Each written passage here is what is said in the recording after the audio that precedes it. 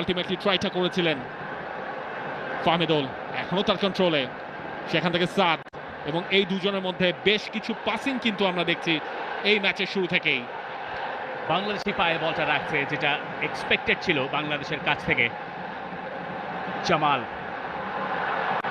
আরও একবার কাজেম শাহ ছিল তার টার্গেট, তবে জামাল ভুঁইয়াকে ম্যাচের এই মোমেন্টের ভেতরে আমরা বক্সের ভেতরে দুবার স্থান নিতে দেখলাম। সেটা হয়তো আতসুশি নাকামুরা, জাপানিজ কোচ ভুটানের, তাকে কিছুটা হলেও চাপে ফেলবে।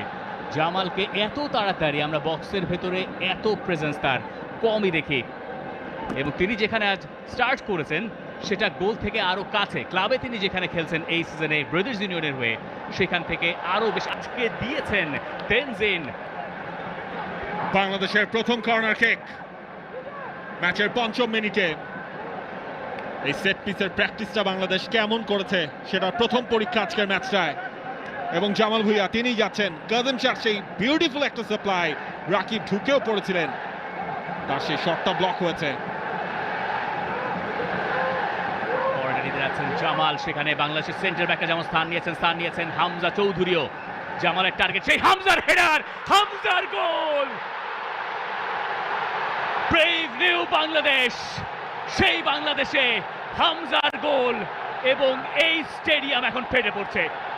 দেশের মাটিতে প্রথম ম্যাচেই হামজা দেখালেন কিভাবে গোল করতে হয়। সমর্থকদের যেই ভালোবাসা, সেই ভালোবাসার প্রতিদান দেওয়া শুরু করলেন হামজা চৌধুরী প্রথম মিনিটেই।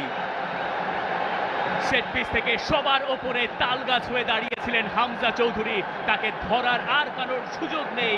হামজা তার দ্বিতীয় ম্যাচেই গোলের দেখা পেয়ে গেলেন। হামজা যখন থেকে বাংলাদেশের জার্সিটা গায়ে চাপিয়েছেন, এরপরে প্রথম গোলটা তার কপালেই লেখা ছিল। আর কি কপাল, গোলটাও তিনি করলেন কপাল দিয়েই।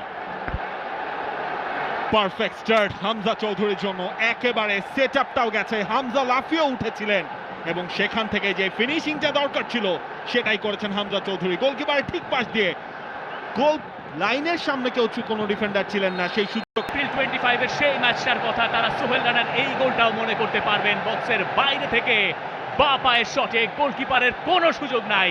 বাংলাদেশের 2 গোলের লিড।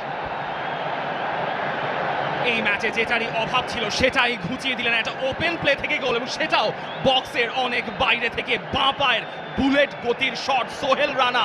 এই মুহূর্তটা জাতীয় স্টেডিয়াম মনে রাখবে অনেক দিন ধরে, সোহেল রানাও মনে রাখবেন অনেক দিন ধরে। বাংলাদেশের দ্বিতীয় গোল ভুটানের এগেইনস্টে। যেভাবে পুরোপুরি ক্লিয়ার করা হয়নি ভুটানের, সেখান থেকে বল পেলেন সোহেল রানা। পাওয়ার পরেই বুঝেছিলেন কি করতে হবে। তার ফার্স্ট টাচটা তাকে যথেষ্ট হেল্প করেছে।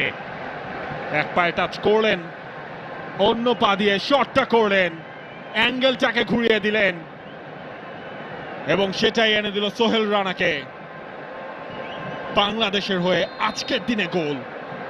বেটার অ্যাঙ্গেল, একেবারে বটম কর্নারে শেষ পর্যন্ত